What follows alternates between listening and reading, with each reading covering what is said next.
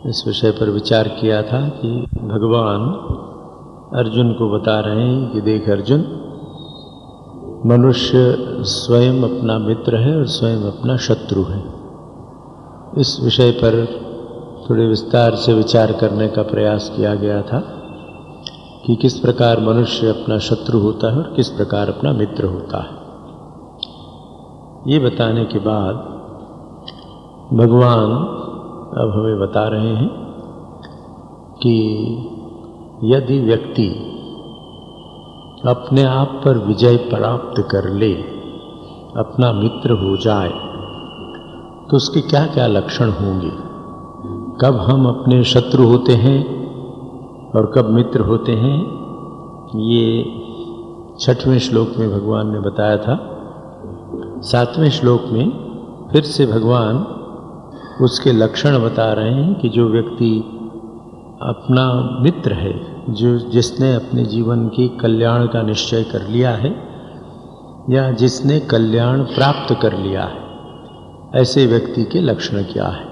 कहते हैं जितात्मनः प्रशांतस्य परमात्मा समाहितः शीतोष्ण सुख दुखेषु तथा मानापमानयोः। ये 7वां श्लोक, 6वें अध्याय का 7वां श्लोक है। इसमें भगवान लक्षण गिना रहे हैं। पहला लक्षण जितात्मनः, दूसरा लक्षण प्रशांत, तीसरा लक्षण सुख दुख में समान और चौथा लक्षण मान अपमान में समान। यदि हम स्वयं अपने व्यक्तित्व पर विचार करके देखें तो हम ये पाएंगे कि हमारे व्यक्तित्व के 2 भाग हैं जिसका हम सतत अनुभव करते रहते हैं। एक हमारा बाह्य व्यक्तित्व, आप मेरे सामने विराजमान हैं, मैं आपके सामने बैठा हूँ, तो ये बाहर का व्यक्तित्व है। बाहर का व्यक्तित्व संसार के बाहर के पदार्थों से, वस्तुओं, व्यक्तियों आदि से व्यवहार करता है और उसका हम पर प्रभाव होता है। और एक हमारा आंतरिक व्यक्तित्व है, भीतर का व्यक्तित्व, जो मुझे छोड़ और किसी को नहीं दिखता है। मेरा आंतरिक व्यक्तित्व केवल मैं ही जान सकता हूँ और परमात्मा जानते हैं या कोई ब्रह्मज्ञ योगी हो तो जाने। सामान्य स्थिति में मेरे आंतरिक व्यक्तित्व को मुझे छोड़कर और कोई दूसरा नहीं जान सकता।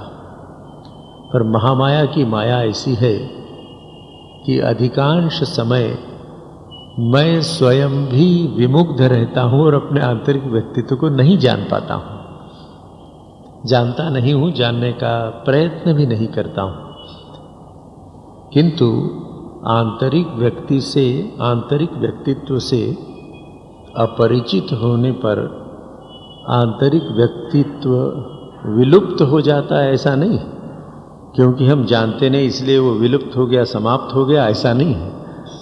आंतरिक व्यक्तित्व है, उसकी ओर ध्यान न देने के कारण वो विकृत हो जाता है, क्षुधित हो जाता है, भूखा रहता है, उसकी आवश्यकताओं की हम पूर्ति नहीं करते हैं। और आंतरिक व्यक्तित्व के आवश्यकताओं की पूर्ति न करने के कारण बाहर के व्यक्तित्व की सभी आवश्यकताओं की पूर्ति हो जाने के पश्चात भी जीवन में महान अशांति रहती है। जीवन दुखों से भरा रहता है। हम संसार में इस प्रकार लिप्त हो जाते हैं, डूब जाते हैं और निरंतर डूबते जाते हैं और कष्ट का अनुभव होता रहता है, बचने का कोई उपाय नहीं दिखता है। तो जितात्मनः, यहाँ आत्मा का तात्पर्य शरीर, मन, इंद्रिय आदि से है। आपसे निवेदन किया गया था कि गीता में यह आत्मा शब्द शरीर के अर्थ में भी व्यवहृत होता है, मन के अर्थ में भी व्यवहृत हुआ है और आत्मा के अर्थ में तो व्यवहृत होता ही है। तो जितात्मनः, जिस व्यक्ति ने अपने शरीर, मन और इंद्रियों को जीत लिया है, ये किसका लक्षण है? जो अपना मित्र है। जिसने जीता नहीं है, अजितात्मना है, वो अपना शत्रु है। आइए इस जितात्मनः पर थोड़ा हम विचार करके देखें। भगवान जितात्मनः का जो लक्षण बता रहे हैं सिद्ध पुरुष में, वो आपके और हमारे लिए साधना का विषय है। सिद्ध पुरुषों के जो स्वाभाविक लक्षण हैं, साधक या साधिका के लिए वो साधना की प्रक्रिया है, उस प्रकार हमें साधना करनी चाहिए। हमारे व्यक्तित्व पर यदि हम दृष्टि डालें तो हम देखेंगे, बाह्य व्यक्तित्व तो देख रहे हैं, उसको बताने की आवश्यकता नहीं। हमारा आंतरिक व्यक्तित्व कुछ ऐसे तत्वों से बना है जिसका हम स्वयं अनुभव करते हैं। शास्त्र की भाषा में इसको अंतःकरण कहते हैं। अंतः माने भीतर, करण माने औजार, इंस्ट्रूमेंट जिसके द्वारा काम किया जाए। हमारा आंतरिक व्यक्तित्व हमारा अंतःकरण है। तो ये अंतःकरण क्या है? मन, बुद्धि, अहंकार और चित्त। ये वेदांत का अटल नियम है, वेदांत की परिभाषा है। और मानव व्यक्तित्व को समझने के लिए, उसको समझकर व्यवस्थित करने के लिए ये अमोघ सूत्र है। इसे यदि हम स्मरण रखें तो हम अपने व्यक्तित्व को बहुत अधिक संतुलित कर सकेंगे।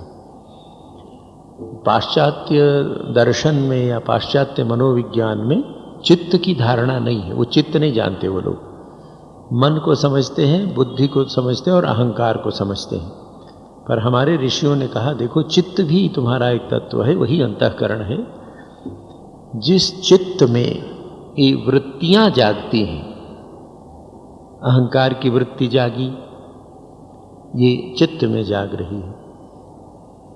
मन में विचार आए, ये अच्छा है या बुरा है, ये कौन है, ये मित्र है या शत्रु है, द्वंद्व आदि जो मानसिक प्रक्रियाएं, ये भी चित्त की एक वृत्ति है। बुद्धि से जब हम विचार करते हैं, अच्छे बुरे का निर्णय करते हैं, भले बुरे का निर्णय करते हैं, ये बुद्धि भी चित्त की एक वृत्ति है। तो ये मन, बुद्धि, अहंकार और चित्त, ये हमारा आंतरिक व्यक्तित्व है। बाह्य व्यक्तित्व हमारा शरीर है। तो जितात्मनः, जिसने मन, बुद्धि, अहंकार या एक शब्द में चित्त को जीत लिया हो और शरीर को जीत लिया हो। जीतने का क्या तात्पर्य है? जिसका उस पर पूरा अधिकार हो।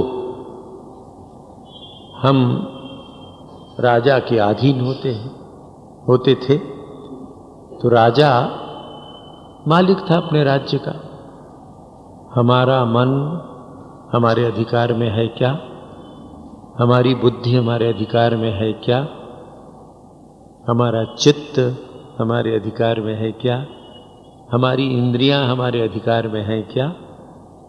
जब हम इस प्रकार विचार करके आत्मनिरीक्षण करते हैं, अपना परीक्षण करते हैं, तो अधिकांश क्षेत्रों में हम पाते हैं कि हमारा इन पर अधिकार नहीं है।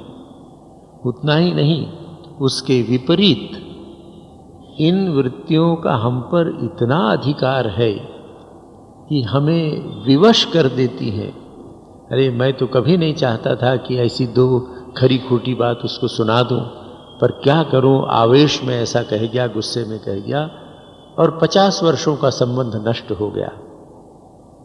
तो बलपूर्वक हमारी क्रोध की वृत्ति ने हमसे काम करा लिया।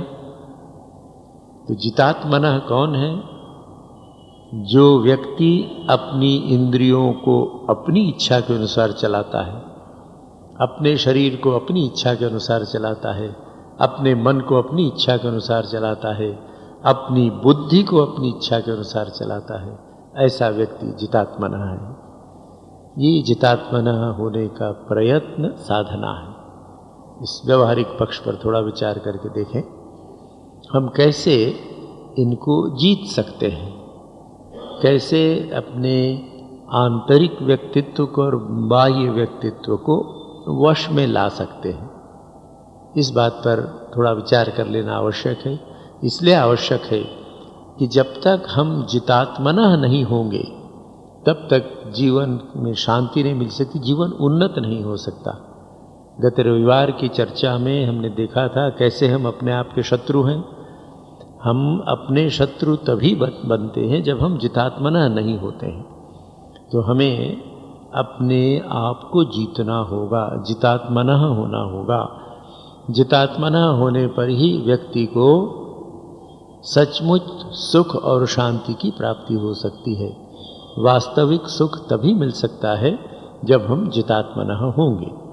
आइए इस मन को, शरीर को, इंद्रियों को जीतने की प्रक्रिया क्या है, कैसे हो सकती, इस पर थोड़ा विचार करें। हम अपने शरीर से परिचित हैं, मन से भी थोड़ा बहुत परिचित हैं और बुद्धि से परिचित हैं। कैसे ये काम करता है, कैसे हम जितात्मना होते हैं और कैसे अजितात्मना होते हैं। हमारे मन में अनेक प्रकार की इच्छाएं होती हैं, अनेक प्रकार के विचार आते रहते हैं। मान लीजिए एक व्यक्ति यहाँ लाइब्रेरी में आया और लाइब्रेरी में वो देखता है कि यहाँ विभिन्न प्रकार की 100 मैगजीन्स हैं, 100 पत्रिकाएं हैं और रखी हुई हैं टेबल में सबके पढ़ने के लिए। ये सार्वजनिक वाचनालय है और देखता है कि यहाँ कोई रखवाल नहीं है, देखने वाला नहीं है। उसने कोई पत्रिका देखी, उसमें कोई लेख पढ़ा या चित्र देखा, उसे अच्छा लगा तो उसको लगा कि अरे चलो ये पत्रिका ले जानी चाहिए, वो ले जाएं, हमारे काम आएगी। उसमें कोई विज्ञापन हो, कुछ हो, ऐसा विचार मन ने कहा। मन की स्वाभाविक वृत्ति निम्नगामी होती है, लोभ की वृत्ति ने कहा चलो पत्रिका ले चलें। दूसरे ही क्षण, क्योंकि बार बार वो आश्रम में आता है या सत लोगों का संग करता है, उसके मन में आया अरे नहीं नहीं, ये आश्रम के वाचनालय की पत्रिका है, इसको नहीं ले जाना चाहिए। हम स्वामी जी से कहकर या ब्रह्मचारी महाराज जो हैं उनसे कहकर इसकी जेरोक्स कॉपी निकलवा लेंगे या खरीद लेंगे। ये किसने कहा? ये भी भीतर से ही हुआ। हमारे चित्त की एक हिस्से ने, चित्त की एक वृत्ति ने कहा कि चलो इस पत्रिका को ले जाएं। उसी चित्त की दूसरी वृत्ति ने कहा कि नहीं नहीं, ये ठीक नहीं है, इसको ले जाना उचित नहीं है, ये आश्रम की पत्रिका, ये चोरी होगी, इससे पाप लगेगा या बुरा है। तो ये दूसरी वृत्ति जिसने हमको सावधान किया, ये भी हमारे भीतर ही है, हमारे भीतर के व्यक्तित्व का एक अंग है। और जिसने हमको लोभवश पत्रिका को ले जाने की प्रेरणा की थी, वो भी हमारे भीतर है। तो अब देखिए, ये दोनों शक्तियां भीतर हमारे हैं, असत शक्ति, बुरी शक्ति, और सत शक्ति या भली शक्ति, ये भी हमारे भीतर है।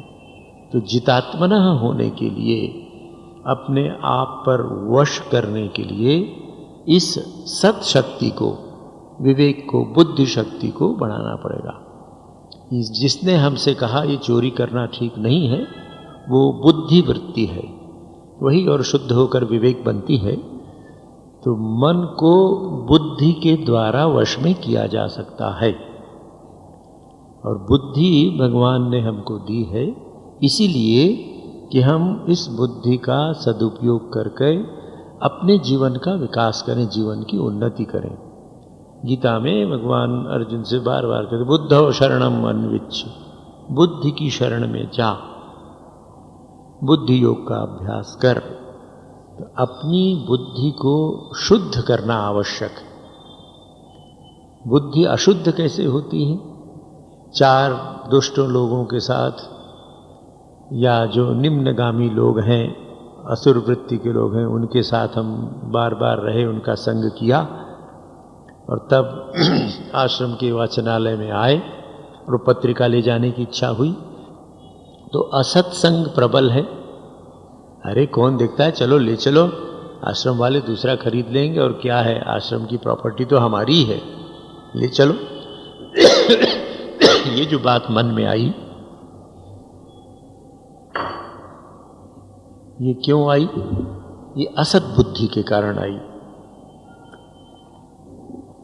असत बुद्धि या दुष्ट बुद्धि मन को नियंत्रित नहीं कर सकती, मानसिक संयम में सहायक नहीं होती। उतना ही नहीं, ये हमारा और अधिक शत्रु हो जाती। हमारे भीतर जो लोभ का शत्रु था अगर असद बुद्धि उसका सहयोग देने लगे तो व्यक्ति परम लोभी हो जाता है। और ये प्रायः होता है, यदि व्यक्ति सावधान न रहे तब हमारे मन में काम, क्रोध, लोभ, मोह आदि विभिन्न वृत्तियां हैं। आप विचार करके देखें, इन वृत्तियों से हम संतुष्ट हैं क्या? हम चाहते हैं कि 24 घंटे हमारा मन वासनाओं से लिप्त रहे, हम काम में डूबे रहें, क्रोध में डूबे रहें, लोभ में डूबे रहें, हीन वृत्तियों में डूबे रहें? नहीं चाहते, कोई नहीं चाहता है। संसार का लंपट से लंपटतम व्यक्ति भी ऐसा नहीं चाहता कि 24 घंटे उसका मन इन निम्न वृत्तियों में डूबा रहे। तो निश्चित रूप से उसके मन में आकांक्षा होती कि हम ऊपर उठें। ऊपर उठने की आकांक्षा का पोषण करना चाहिए कि अरे ये ठीक नहीं है, दिन रात क्या हम पशु के समान इसमें डूबे हुए हैं। मनुष्य के जीवन का और भी एक ऊंचा स्तर है, और भी एक दूसरा प्रयोजन है। ऐसी वृत्ति जब मनुष्य के मन में आती है तो उसकी बुद्धि सत होने लगती है कि हाँ ये तो ठीक है।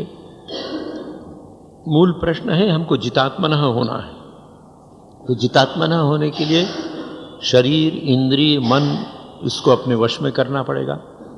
इसको वश में करने का उपाय बुद्धि है। इस बुद्धि को शुद्ध करना पड़ेगा, प्रशिक्षित करना पड़ेगा।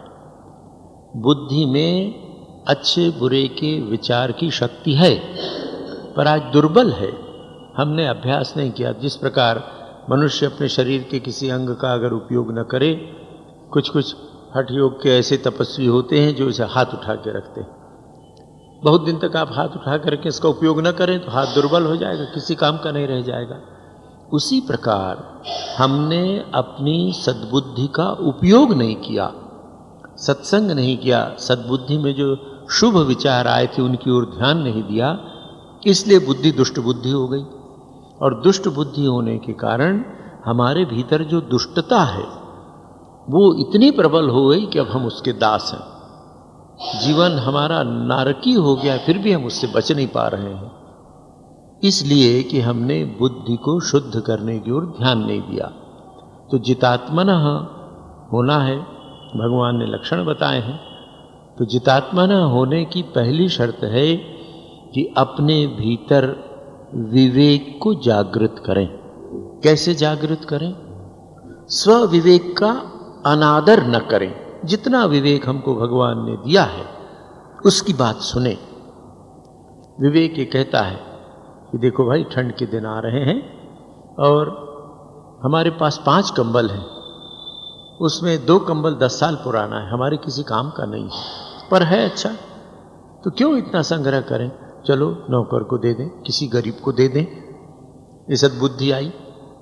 पर हमने लोभ की वृत्ति को अभी दबाया नहीं था। अरे रखो रखो, फिर कहीं काम आए, ठंड ज़्यादा पड़ जाए तो बिछाने के काम आएगा। तो इस प्रकार की जो वृत्ति है वो हीन वृत्ति है। तो छोटी छोटी बातों में विवेक को जागृत रखना। जब हमारा मन कहीं निम्न गुणों की ओर, निम्न वासनाओं की ओर जाता है, उस समय कहीं न कहीं हमारे विवेक से ये आवाज़ उठती है कि ये ठीक नहीं है। उसको तुरंत सुनना चाहिए और उसको सुन के जीवन में संयम का अभ्यास करना चाहिए। समझ लेना चाहिए कि इतनी बार हमने हीन वृत्तियों का पोषण किया है, पर उससे जीवन में क्या मिला? अशांति ही मिली है। तो जितात्मना होने के लिए विवेक का आदर। अब विवेक का आदर करना हमने प्रारंभ किया तो विवेक ने हमको ये बताया कि देखो, तुम्हारा ये कर्तव्य है कि तुम कटु मत बोलो। कठोर वाणी बोलने से दूसरे के हृदय को दुख होता है। कैसे हम जानते हैं? हमको दुख होता है। कोई हमसे कटु बोले, कोई हमें व्यंग करे तो हमें दुख नहीं होता? होता है। तो हम दूसरों को दुख न दें, कटुवाणी न बोलें। विवेक ने कहा कि नहीं, मनुष्य को मधुरभाषी होना चाहिए। सभी के हृदय में वो परमात्मा विराजमान है। यदि हम कटु बोलते हैं तो उसके हृदय में बैठे हुए परमात्मा का ही अनादर करते हैं, उसको ही कष्ट देते हैं, और इसलिए परिणाम में सहस्त्र गुण वो हमारे ऊपर कष्ट लौट कर आएगा और हम दुख पाएंगे। ये विवेक ने बताया।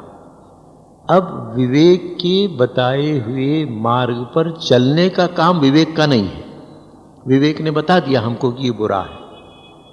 विवेक के द्वारा बताए हुए रास्ते पर चलने का काम इच्छा शक्ति से है। इस पर विचार करके देखें। जितात्मा होने की ये प्रक्रियाएं हैं। तो इच्छा शक्ति अगर दुर्बल रही, हमने इच्छा शक्ति का भी उपयोग नहीं किया, तो विवेक ने तो कहा कड़वा नहीं बोलना चाहिए। बाहर से काम करके घूम फिर के कहीं से आप घर लौटे, पत्नी ने कोई बात कही कि क्या बात है, इतनी देर से मैं आपकी प्रतीक्षा कर रही थी, आप देर से आए, अमुक सहेली का उसके घर विवाह है, जाना है। तो इतनी कटुता से पत्नी को उत्तर दे दिया या पत्नी ने पति को उत्तर दे दिया कि वो विवाह के रंग में भंग तो हुआ ही, अपने जीवन में तिक्तता आ गई, विषाक्त हो गया। क्यों हुआ? विवेक से ये बात आई थी कि कटु नहीं बोलना चाहिए, पर इच्छा शक्ति हमारी दुर्बल है, उसने उस बोलने से हमको रोका नहीं। तो विवेक के बाद इच्छा शक्ति को दृढ़ करना पड़ेगा। ये सब आंतरिक व्यक्तित्व के लक्षण हैं। हमारे विवेक ने कहा कि हम कटु नहीं बोलेंगे, उसका तात्पर्य हम मिष्टभाषी होंगे, मीठा बोलेंगे। अब मीठा बोलने का काम भी मुझे ही करना है, कड़वा बोलने का काम मैं ही करता था। तो जब विवेक ने कहा कि मैं मृदुभाषी होऊंगा, मीठा बोलूंगा, और इच्छा हुई कड़वा बोलने की, तब प्रतिक्रिया हुई थी ऐसा जवाब दे दूं कि छठी का दूध याद आए, तब इच्छा शक्ति का प्रयोग करना चाहिए कि नहीं। अगर मैं मीठा न बोलूं तो कड़वा तो नहीं बोलूंगा, मौन धारण करूंगा, चुप हो जाऊंगा। उस एक क्षण के मौन से आपके जीवन में बहुत बड़ा परिवर्तन आ सकता है। और उस एक क्षण के मौन को स्वीकार न करने के कारण कितने जीवन नष्ट हो जाते हैं, ऐसा होता रहता है। आज की ही एक घटना है। एक बच्चा आया था, बच्चा माने एक युवक है, उसके 5-6 वर्ष का एक बच्चा, एक छोटी बच्ची है, बड़ी पढ़ी लिखी है पत्नी, बहुत अच्छा काम करता है। वो फूट फूट कर एक बच्चों के समान मेरे पास रो रहा था। आज आता रहता है बच्चा। मतलब क्या बात है बेटा? तो बस उसकी उस तथाकथित पढ़ी लिखी पत्नी ने, बहुत पढ़ी है, फर्स्ट क्लास पास है MSc के एक विषय में, ऐसी उसको बातें सुना दी कि उसको ऐसा लग रहा था कि मर जाऊं। और अभी वो चली गई है अपने पिता के घर, 2-4 दिन में लौट के आएगी शायद। तो देखिए, ये बच्ची भी उसके साथ कभी कभी मेरे पास आती है, दोनों पति पत्नी आते हैं। आज उसने जो मुझे बताया, इनके जीवन में कोई अभाव नहीं है, दोनों ही कमाते हैं, सुख है, पर जबान में कुछ नहीं, रोक नहीं सकते।